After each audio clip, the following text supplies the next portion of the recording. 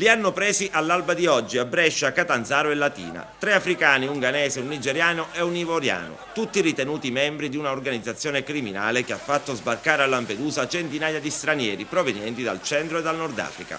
I 3 sono stati raggiunti da una ordinanza di custodia cautelare emessa dalla Procura Agrigentina, competente per territorio, che ritiene di avere sgominato la cellula italiana del gruppo criminale che operava in Libia.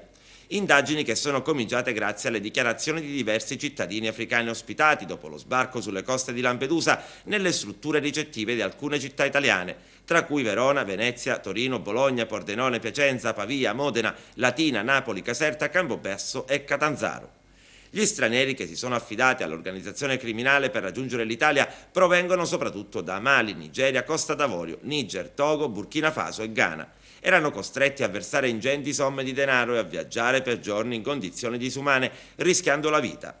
E diverse sono state le tragedie del mare, decine e decine di morti sulla rotta dell'immigrazione grazie appunto ad organizzazioni criminali, a veri e propri mercanti di schiavi.